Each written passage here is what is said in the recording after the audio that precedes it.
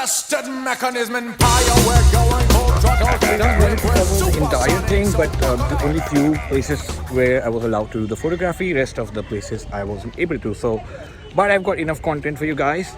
Let me show you the place around. Alrighty, so that's the whole Brahmaputra river out there.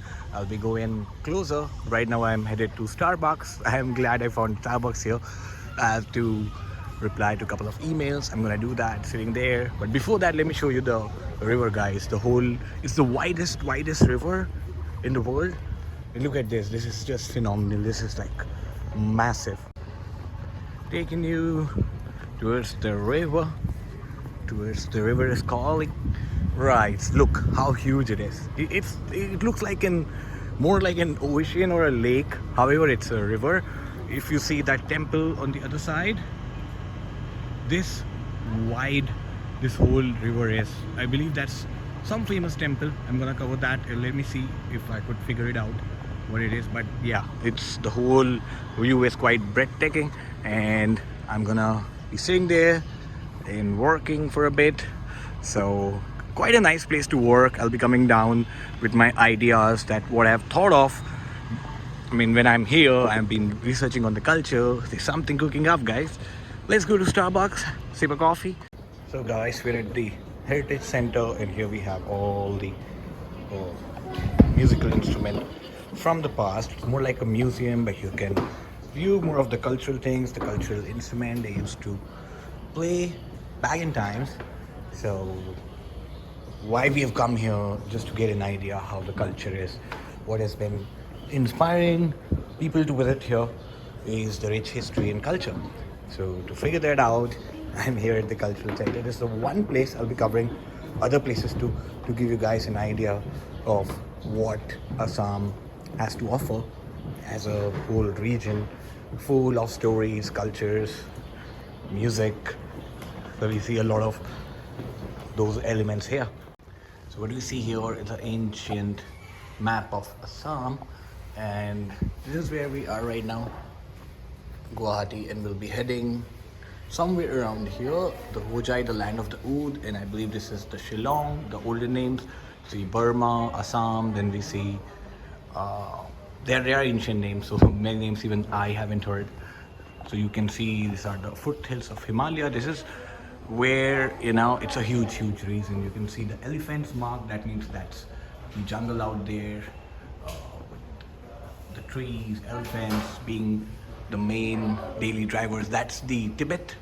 You can see the Tibet plateau right there on the top, and as you move down, you can see this is Bay of Bengal, and there comes Agarw, the rest of the India. You can see Benares here, and this is more like the river map, how the Brahmaputra river is flowing. So what I could see is this whole region is influenced by Tibetan culture, the Indian culture, as well as the Burmese culture.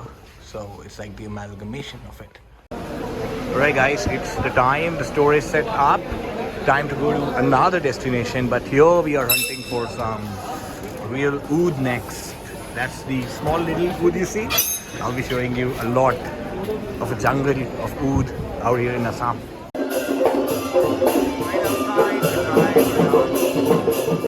Alright guys, we're going to another place that's close by. It's called Jorhat. However, the fastest way to reach there was the Indian Railways, and it's been almost a decade or more. When I was small, I traveled back in train, I guess, after a long time. So guys, we are at the Guwahati railway station. From here, I'll be taking my train to this Nagaland Express. We are going towards Nagaland. However, I'll be taking a stop much before. However, you know, it's quite amazing to see how still a lot of India travels in train. For me personally, I haven't really been into trains after good 10, 12, 15 years. I'll be traveling in train, so it's an experience. See people, meet people, how regular people are still, you know, living life. Indian Railways. So guys, we have reached about 50 kilometers from Jorhat. I'm going to show you which junction it is. But yeah, you can see how foggy it is, full of nature. The whole way I could see the wood plantation, but I was in an AC train so couldn't shoot it. We are at the Mariani junction. It's 2 stops ahead of Jorhat. Whew. Guys, we are at this small town of Mariani, which is around 100 kilometers ahead of Jorhat, around 400 kilometers from Hojai. The deeper you get into the northeast region, you will get more natural plantation, or rather say a jungle rather than a plantation. I'm excited. Let's start the journey. Oud journey, rather say, the journey in northeast India, unexplored, untouched part by most of the people. Hi guys, sir. Welcome to yet another episode of Projekt Perfumery India. It's me Mohit here, and we're outdoors. I've been outdoors from last 1 week, but there's something incredible I'm going to show you. What I have in my hand is around 200 ml of pure Agarwood. Right where we're standing is a plantation. So this has been extracted from here. This is around 3 years old, and it took about 6 to 8 months to obtain this resinous juice. And let me tell you, this has been derived from a similar tree. What do you see here? It's around 3 years old tree, young tree I would say rather than old. So around the whole tree goes in making about 200 ml of this agarwood. So I'll be guiding you through the entire process of how the agarwood is extracted, how rare commodity it is, and what's about it, what's the bing about it. So let's get started. We are in a more like a private plantation which is owned by a very nice person. I'll be covering him up in my upcoming videos. Right now we're just getting this started. What we see here are like, the oud wood in a very raw form. They've just been cut out, or rather to say shredded. So these are shredded and left for drying so that all the excess moisture goes out of it. What do you see here? I'll tell you what makes a oud tree usable from an unusable one. Alright, this is a very interesting fact, that how something which is getting infested is, getting a usable thing. So right now the tree, the all wood you see is basically very different from the other sort of woods.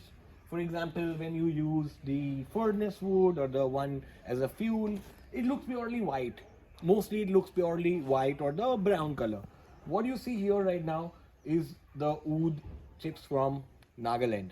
So this kind of, there are different varieties. The whole agarwood have been known by their geographical area. What's gonna be next? I'm gonna show you that.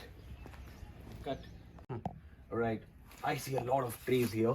This is a bigger tree. This is quite mature tree here.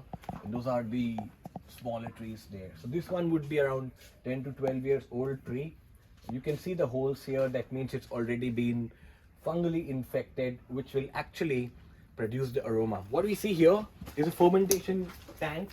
All the wood chips I showed you will actually go into this with a fermenting agent, and they will basically would be accelerating the fungal growth, because what the part we are looking for is the resin derived when the fungus eats the wood.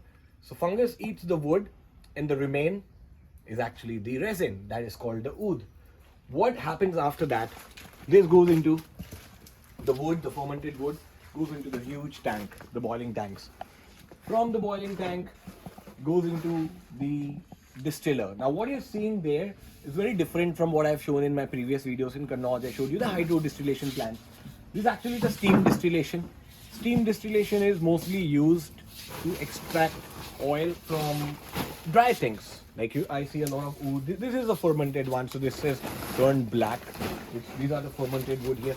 So it's the steam distillation, one of the toughest process. It takes several days, several weeks to come out with just a liter of oil. So steam distillation, all the fermented wood goes into it.